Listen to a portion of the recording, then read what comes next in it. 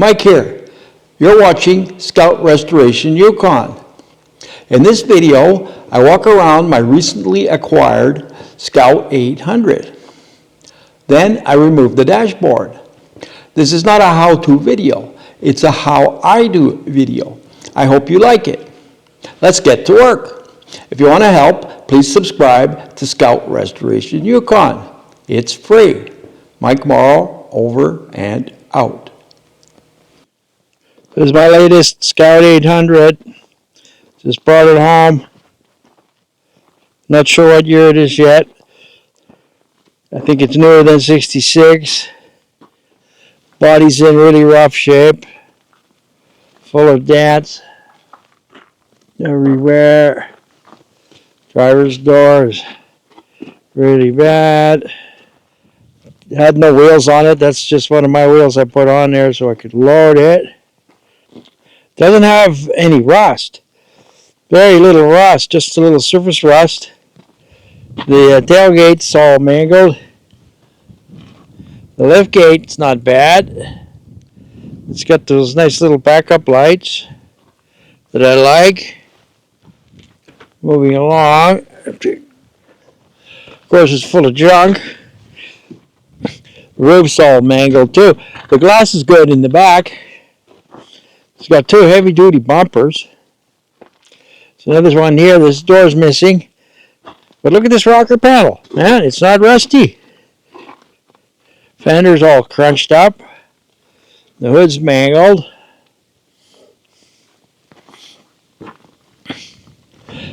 What I needed was the dash trim. This one's got a full set of dash trim. Pretty good shape. Right across the ashtray, it's got an original Scout radio with dash trim, and then we've got the trim right across to the steering column and right over to the ignition switch. It's all good. No seats. Windshield's smashed. And if I move around here, it's got the V8. No carburetor on it, but the hood's been closed, so it's quite possible no water got in there. The heater's missing. It's got this massive front bumper. Looks like it was used for snow plowing, and it looks like it had a winch on it. No headlights. No decals, no emblems. No nothing. Door handle. And I need a door handle. Oh, can't open that right now. Attention, fellow Scout enthusiasts. Thanks for watching. I hope that you're getting useful insights from my videos. If I can earn 1,000 subscribers, I will be able to create Scout videos for a long time.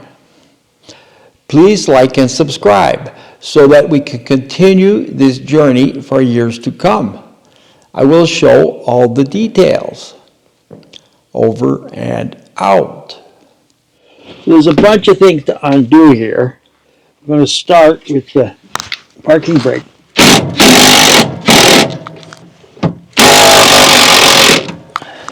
Which utilizes nuts and bolts.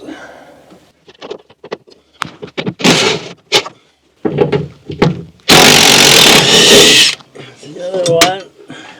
Right, so that's free now. Let's undo this brake pedal block here.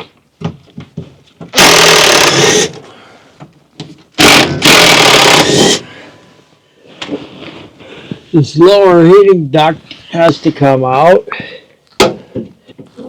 Phillips screws. Let's go around the other side. Remove this elbow.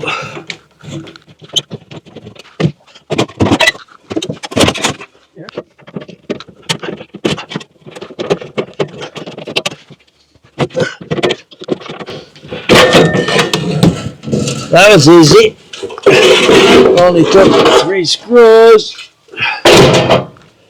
5/16 bolt on the passenger side, kick panel just above the air vent at the same height as the door hinge. I've already loosened that off. And so here's that bolt out. And I'm just going to go over to the other side and do the same thing. The bolt on the driver's side, it's in the same place. It's a little harder to get at because there's a bunch of wiring and stuff in the way. So I'm using a 1/2 inch ratcheting wrench. And that works very well on this one. You have to remove the springs for the clutch pedal and the brake pedal. The spring for the brake pedal is already gone. So here. So one thing I want to do is remove the signal light arm before it gets broken. The next thing I need to do is roll Phillips screws right across the top of the dashboard. What I'm doing is the screws may have been here for like 60 years or more than 60 years. So I'm cleaning them out with a pick, and then I have my little ratcheting screwdriver. So I've chosen the appropriate bit, and I put it in the screw, and I whack it with the hammer, and there you go.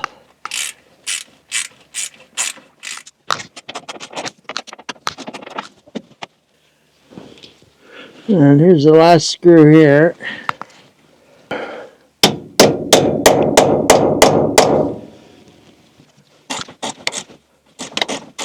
Here, this side of the dash is loose. There'll be some other things. I have to watch out for the heater cable and the throttle cable. And the speedometer cable is definitely going to be an issue. And I still have to unbolt the steering column. That's what's holding the other end, is the steering column. So I'm going to go back over there.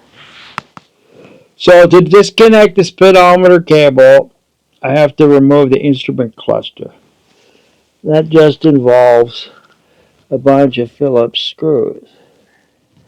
You can see I managed to undo a nut and a bolt here on the driver's side of the steering column. Same thing on the passenger side. Here you can see I've disconnected the speedometer cable. So I moved the clip, this clip here. The buttons slide into the grooves in the bell. And I was able to pull this joint apart. Now we have to salvage the two buttons before they fall off. 1 and 2. See, the wiring is totally trashed here, and I can't get that plug undone, so I'm just cutting these wires. So now I'm ready to pull the steering column. So hold this up.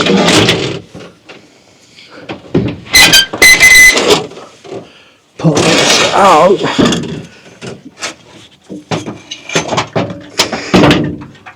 Okay, that's out. We'll get another bungee cord. So on the passenger side, I undid the 3 wires from the heater fan switch and the cable for the heater vent. And I'll have to undo the big wiring harness, bulkhead fitting, and plug and push it through the firewall into the cab. So all here I've disconnected the dimmer switch, wiring harness, and a couple of clips, and pulled it back up out of the way. I've disconnected the vacuum lines for the wipers. As you can see, I've already disconnected the radio, 2 wires from the brake light switch. The only thing I have left is outside Now I have to undo the throttle linkage. First of all, this screw, which miraculously came loose. And then, I believe it's 7/16.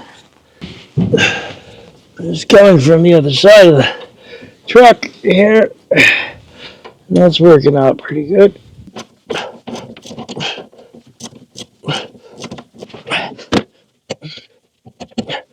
Just gonna cut that.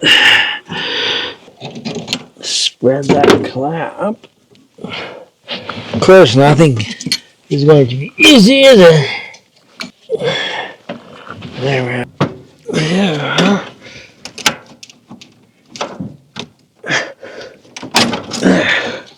So that one undone.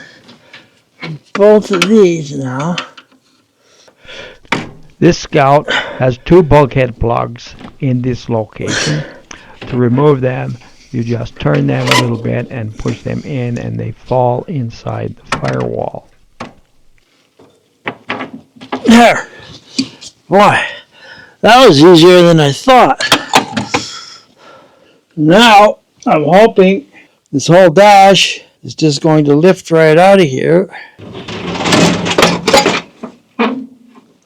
Well, of course, there's a ground wire here. That's easily dealt with. I believe this little ground wire is the last problem.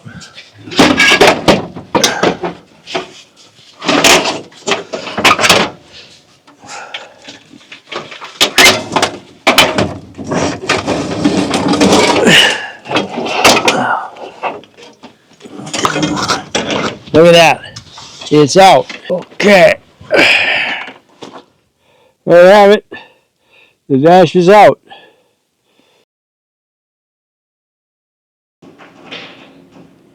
In conclusion, there are some good parts on the dash that I just salvaged. In my next video, Dash Trim Restoration, I will tear down this dash and salvage the trim, the headlight switch, and the radio. Then I will begin assembling the dash for my 1966 Scout 800. I hope you like it. If you want to help, please subscribe to Scout Restoration Yukon. It's free. Mike Morrow, over and out.